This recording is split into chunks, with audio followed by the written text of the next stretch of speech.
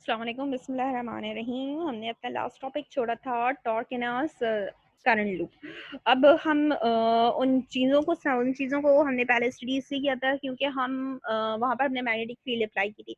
अब हम magnetic dipole और उसकी एनर्जी को हम देखेंगे कि वो एनर्जी मैग्नेटिक जो है फील्ड में कैसी होती है, यानी वहाँ पर पोटेंशियल एनर्जी जो है, जो मैग्नेटिक डायपोल हो तो वहाँ पर कैसी होगी।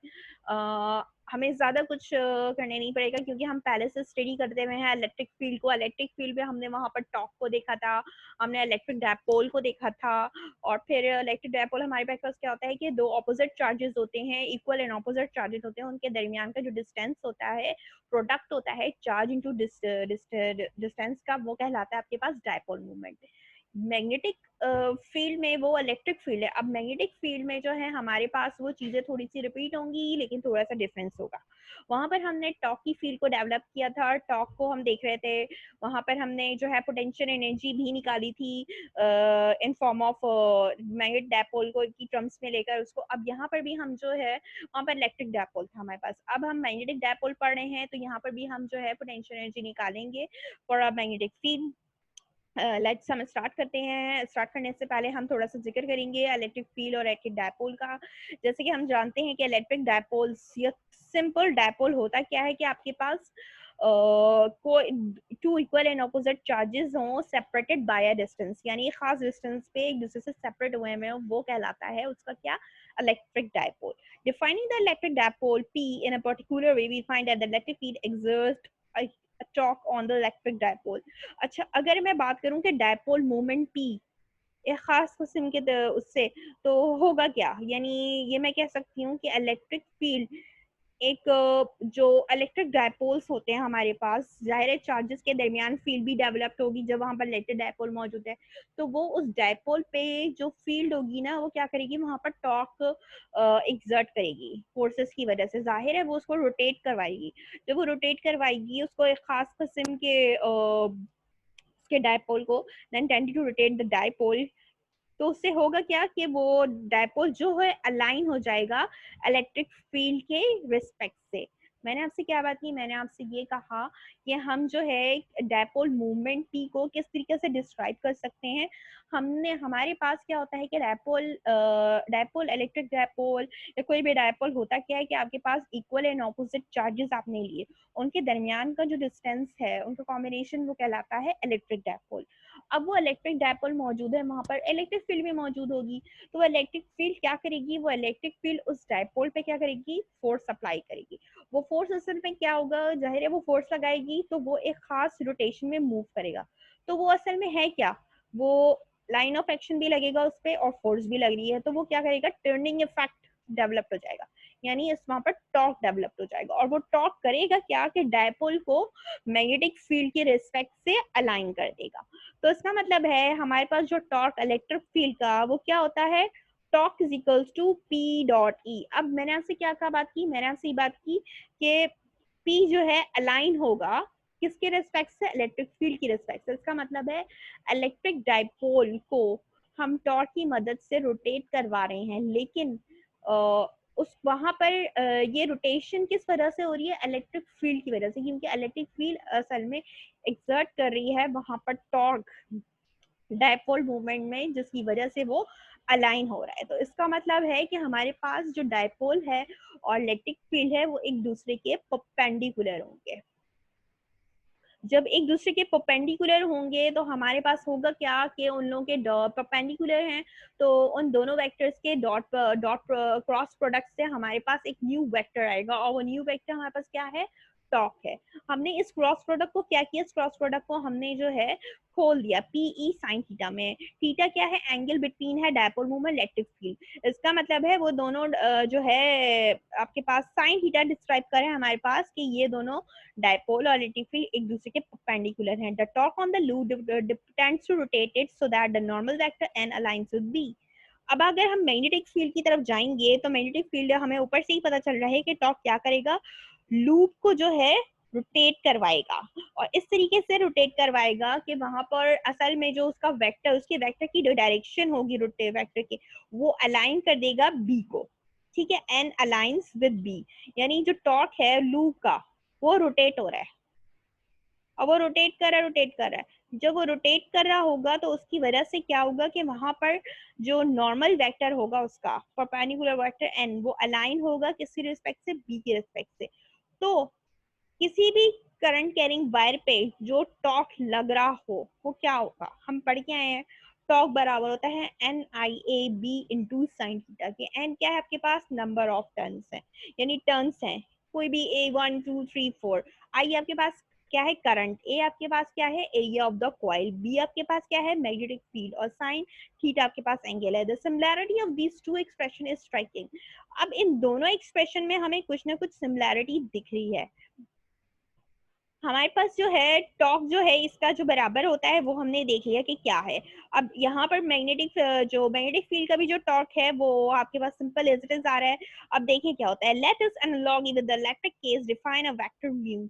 अब अगर हम इलेक्ट्रिक केस को देखें तो वहां पर हमने जो है उसके डायपोल को जब डिस्क्राइब किया था तो हमने उसको डायपोल को पी से रिप्लाई जो है डिनोट किया था। अब यहाँ पर जो हम वेक्टर यूज करेंगे वो म्यू यूज करेंगे। असल में वो म्यू क्या कहलाएगा, मैग्नेटिक डायपोल मूवमेंट। यानी कहने का मतलब है जैसे इलेक्ट्रिक डायपोल में एक इलेक्ट्रिक फील्ड में जब चार्जेस के दरमियान इलेक्ट्रिक फील्ड डेवलप होती है तो उनके उनमें भी एक डायपोल होता है, वो कहलाता है इलेक्ट्रिक डायपोल। इसी तरीके से जब चार्जेस मूव कर रहे होते हैं वहां पर मैग्नेटिक फील्ड डेवलप्ड हो जाए तो उनके आपस का भी जो है एक डायपोल होता है, वो कहलाता है मैग्नेटिक डायपोल। और उस मैग्नेटिक डायपोल को हम डिनोट करते हैं म्यू से। टू हैव द मैग्नीट्यूड उसका फॉर्मूला है mu is equals to N I A. N I A यानी एन क्या है, टर्न्स है आपके पास, आई आपके पास करंट है, ए आपके पास एरिया है। अगर मैं इस चीज को यहाँ से क्या करूं, इस इक्वेशन में क्या कर सकती हूँ, एन आई ए को रिप्लेस करके यहाँ पर म्यू को ले जा सकती हूँ। जब म्यू को मैं ले जाऊंगी तो ये फॉर्मूला क्या बन जाएगा, अब देखिए N direction parallel to N. अच्छा, अब इसकी जो डायरेक्शन होगी, जो मैग्नेटिक डायपोल मूवमेंट की डायरेक्शन होगी वो पैरेलल होगी किसके, एन के पैरेलल होगी। The magnetic field lines of a bar magnet which is an example of a magnetic dipole. जो मैग्नेटिक किसी भी बार मैग्नेट की जो मैग्नेटिक फील्ड लाइंस होती हैं वो क्या है, एग्जांपल है मैग्नेटिक डायपोल्स की। क्यों, क्योंकि हमें उसमें पता चल रहा होता है कि हम उसमें अगर मैग्नेटिक लाइंस की डायरेक्शन पता करना चाहें तो उसमें हमें, अगर हम कहीं भी गलत सिंध में जाएंगे तो वो हमें जो असल में जो डायरेक्शन दे रहा होगा वो हमें डायरेक्शन दे रहा होगा मैग्नेटिक डायपोल मूवमेंट की। और मैग्नेटिक डायपोल मूवमेंट की जो डायरेक्शन होगी वो मैग्नेटिक फील्ड के परपेंडिकुलर होगी। क्यों परपेंडिकुलर होगी, क्योंकि असल में जो मैग्नेटिक डायपोल है वो उस नॉर्मल वेक्टर के क्या है, पैरेलल है। तो वो मैग्नेटिक फील्ड के क्या हो जाएगा, मैग्नेटिक फील्ड के परपेंडिकुलर हो जाएगा। क्यों परपेंडिकुलर हो जाएगा, क्योंकि वो वेक्टर मैग्नेटिक फील्ड के ऑलरेडी परपेंडिकुलर है। अच्छा, अगर हम डायरेक्शन का पता करना चाहें कि आपके पास म्यू की डायरेक्शन एग्जैक्टली क्या होगी, तो आपके पास आपका राइट हैंड रूल है, फिंगर्स ऑफ की राइट हैंड रूल की। आपकी जो वो डायरेक्शन है फिंगर्स, वो करंट की डायरेक्शन को शो करेंगी। यानी कि करंट की डायरेक्शन को जहां से आपको पता चलेगा। और जो थंब होगा वो आपके पास किसकी डायरेक्शन को शो करेगा, वो आपकी यानी ये जो फिंगर्स हैं, ये फिंगर्स आपकी किस डायरेक्शन को शो करेंगी, मैग्नेटिक फील्ड की डायरेक्शन को। और जो थंब है वो आपके पास मैग्नेटिक डायपोल मोमेंट की डायरेक्शन को शो करेगा। इसी तरीके से आप अगर आप ये देखें अपना पाम यानी आपकी हथेली, वो किसकी डायरेक्शन को शो करेगी, वो आपके पास डायरेक्शन शो करेगी टॉर्क यानी फोर्स की। और जो फोर्स की डायरेक्शन होगी वही आपके पास टॉर्क की direction. then the thumb gives the direction of mu, we can therefore written as ni को हमने जो ऊपर वाली इक्वेशन है इसमें ni को रिप्लेस करवा दिए, यहाँ पर आपके पास आ गया म्यू। म्यू क्या है, मैग्नेटिक डायपोल है। और हम इसको वेक्टर फॉर्म में भी लिख सकते हैं, इलेक्ट्रिक फील्ड में भी। जब हम इलेक्ट्रिक डायपोल की बात करते हैं तो वहां पर भी हमारे पास जो टॉर्क होता है वो इलेक्ट्रिक डायपोल और इलेक्ट्रिक फील्ड का क्या होता है, क्रॉस प्रोडक्ट होता है। इसी तरीके से जब हम मैग्नेटिक फील्ड में की बात कर रहे हैं तो उसमें जो टॉर्क होता है वो मैग्नेटिक डायपोल और मैग्नेटिक फील्ड के दरमियान का क्रॉस प्रोडक्ट होता है। This gives the most general description of the torque exerted on the current loop in a uniform magnetic field. यानी अगर कोई भी करंट लूप है, सर्कुलर करंट लूप है, अगर उस पे टॉर्क लग रहा है और उसकी मैग्नेटिक फील्ड यूनिफॉर्म है तो ये वो जनरल फॉर्म है जिससे हम उसको एक्सप्लेन कर सकते हैं। अब ये जरूरी नहीं है कि लूप की शेप क्या हो, सर्कुलर हो, रेक्टेंगुलर हो या फिर स्क्वायर हो, कोई भी शेप हो सकती है। बस जरूरी ये है कि वो जो है उस फील्ड के प्लेन के जो है परपेंडिकुलर होना चाहिए लूप।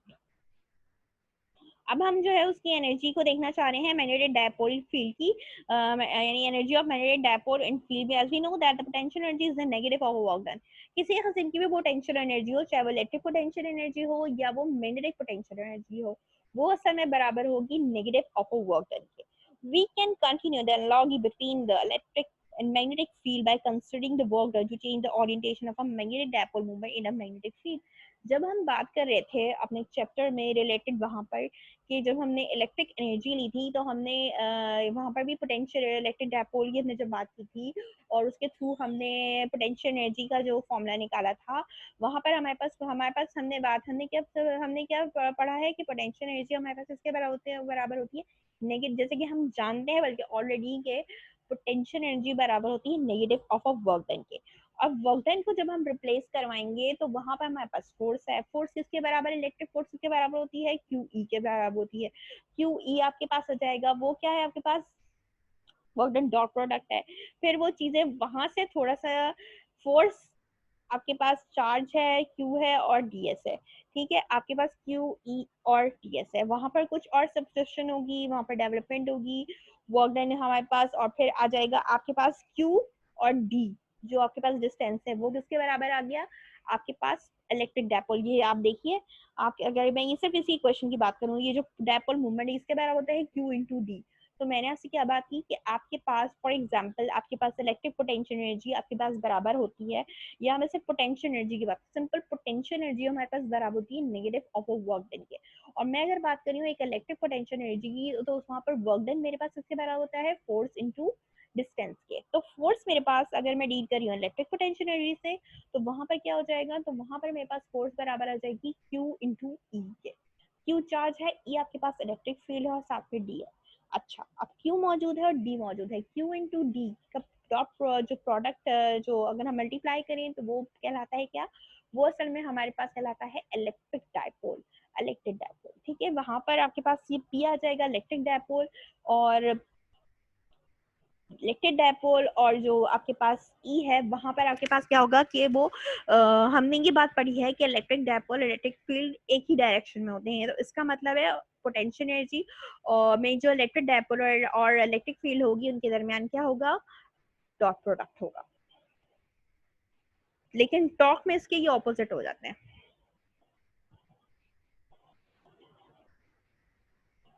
सॉरी ऑपोजिट डायरेक्शन होती है, सेम डायरेक्शन नहीं होती, वहां पर क्रॉस प्रोडक्ट होगा। अब हम पढ़ते हैं, देखें जैसे आपने देखा और वहां पर माइनस साइन आती है। आपने ये बात पढ़ी कि मैंने आपसे कि इलेक्ट्रिक फील्ड को हम मैग्नेटिक डायपोल, अगर हम मैग्नेटिक फील्ड में मैग्नेटिक डायपोल को देख रहे हैं, उसकी पोटेंशियल एनर्जी को देख रहे हैं, तो उससे पहले हमें ये पता होना चाहिए कि आपके पास पोटेंशियल एनर्जी अगर होगी तो कैसी होगी। Between electric and magnetic by considering the work done to change the orientation of a magnetic dipole in a magnetic field and relating the work done to the potential energy of a magnetic dipole in a magnetic field, वो क्या करता है कि असल में electric और between electric and magnetic field जब हम कंसिडर कर रहे होते हैं वर्क डन को, तो वो क्या करता है कि मैग्नेटिक फील्ड में मौजूद जो मैग्नेटिक डायपोल होता है उसकी ओरिएंटेशन को चेंज करता है, या वो उससे रिलेट, या वो वर्क डन जो कि पोटेंशियल एनर्जी से रिलेट कर रहा होता है मैग्नेटिक डायपोल्स के, उसकी मैग्नेटिक फील्ड को भी चेंज कर देता है। We can write as the magnetic potential energy, हम पोटेंशियल एनर्जी जो कि मैग्नेटिक फील्ड की बात जब हम करें तो वहां पर क्या होगी, U is equals to minus mu B cos theta minus U dot B. ये असल में मैंने क्या बताया आपको, ये मैंने आपको बताया कि ये क्या है असल में,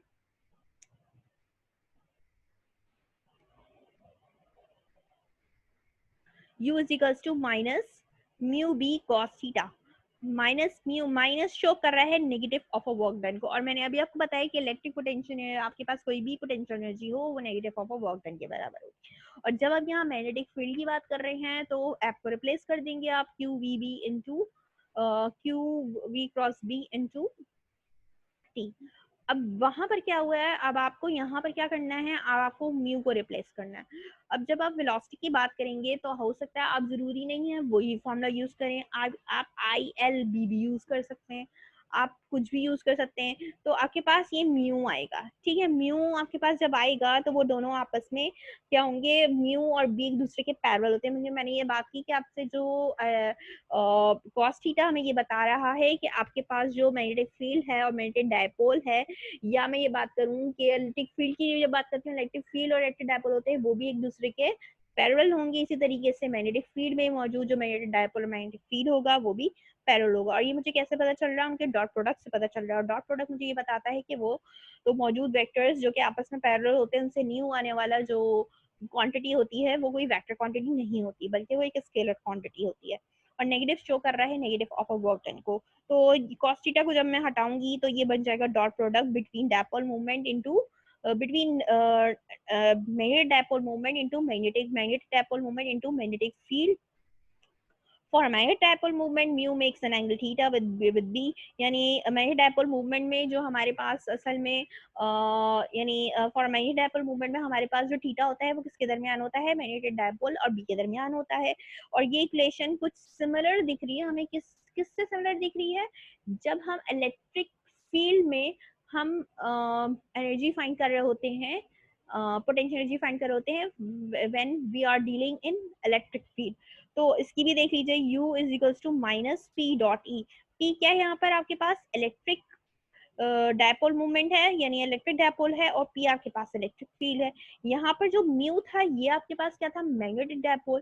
तो ये जो एनर्जी है वो किसकी है, मैग्नेटिक डायपोल में डेवलप होने वाली पोटेंशियल एनर्जी है, और ये इलेक्ट्रिक डायपोल की पोटेंशियल एनर्जी है। The magnetic force like all the force that depends upon velocity. अच्छा, मैग्नेटिक फोर्स में जो तमाम किस्म की फोर्सेस होती हैं वो वेलोसिटी पे डिपेंड कर रही होती हैं। क्यों वेलोसिटी पे डिपेंड कर रही होती है, क्योंकि असल में जो मैग्नेटिक फील्ड की जो डायरेक्शन होती है वो परपेंडिकुलर होती है वेलोसिटी। तो दोनों जब आपस में परपेंडिकुलर होंगी तो उसी रेस्पेक्ट से फोर्स भी आपके पास उसके परपेंडिकुलर होगी। जिस तरह आपके पास मैग्नेटिक फील्ड या चार्ज की वेलोसिटी की डायरेक्शन या स्पीड की डायरेक्शन चेंज होती रहती है, उसी रेस्पेक्ट से आपके पास मैग्नेटिक फोर्स की डायरेक्शन भी चेंज होती रहती है। नॉट कंजर्वेटिव, कंजर्वेटिव नहीं होती, जनरली तौर पे be repeated as a potential energy, हम उसको पोटेंशियल एनर्जी कहते हैं। A great variety of physical system have magnetic dipole. अच्छा, मैग्नेटिक डायपोल को हम कैसे कहाँ कहाँ देख सकते हैं, जैसे कि अर्थ है, बार मैग्नेटिक है, करंट लूप है, एटम्स है, न्यूक्लियर एलिमेंट्री पार्टिकल्स है। अर्थ को क्यों, क्या, क्योंकि अर्थ दूसरे अर्थ में मौजूद जो बाकी दूसरी चीजें पार्टिकल्स हैं जैसे ग्रेविटी है, वो भी एक तरीके से हमारे पास वो तो एक जर्नल चीज है, लेकिन बार मैग्नेट्स हैं। और अर्थ पे जो दूसरे अर्थ दूसरी चीजों से भी अट्रैक्ट होता है, मून से, ये दूसरे चीजों से भी अट्रैक्ट होता है। करंट लूप्स यानी ऐसे लूप जिसमें से करंट पास होता है वो भी बिहेव कर रही होती हैं ऐसा जो है मैग्नेटिक एज अ मैग्नेट। और फिर जो है वहां पर भी मैग्नेटिक फील्ड डेवलप हो सकती है, वहां हम मैग्नेटिक डायपोल्स की ही बात कर सकते हैं। एटम्स और न्यूक्लाई की बात हम इसलिए कर रहे हैं क्योंकि वहां पर पॉजिटिव और नेगेटिव चार्जेस मौजूद होते हैं, वो भी मूव कर रहे होते हैं और उनको भी हम मैग्नेटाइज कर सकते हैं, और या एलिमेंट्री पार्टिकल्स। और ये जो ऊपर वाली इक्वेशन है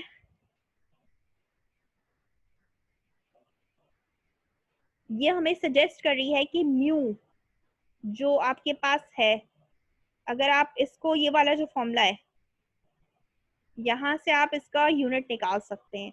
एनर्जी, एनर्जी को कैसे म्यू, म्यू को से हम यानी मैग्नेटिक डायपोल मूवमेंट का असल, अगर मैं ये पोटेंशियल एनर्जी से फॉर्मूला निकालना चाहूँ तो वो क्या होगा, मैग्नेटिक फील्ड जो है यहाँ पर मैग्नेटिक डायपोल से मल्टीप्लाई हो रही है, दूसरी साइड पे जाकर पोटेंशियल एनर्जी से डिवाइड हो जाएगी। तो इसका मतलब है हम एनर्जी म्यू को कैसे डिस्क्राइब कर सकते हैं, energy divided by magnetic field. Energy का यूनिट क्या होता है, जूल, और मैग्नेटिक फील्ड का यूनिट क्या होता है, टेस्ला, यानी कैपिटल टी। तो आपके पास जो है इस तरह से मैग्नेटिक डायपोल मोमेंट का यूनिट क्या आ रहा है, जूल पर टेस्ला। अब ये टॉपिक मैं यहीं ख़त्म करती हूँ अपना। हमने एनर्जी भी पढ़ ली, मैग्नेटिक डायपोल क्या होता है वो भी पढ़ लिया। इंशाल्लाह नए टॉपिक पे इंशाल्लाह फिर मुलाकात होगी। मुझे इजाज़त दीजिए।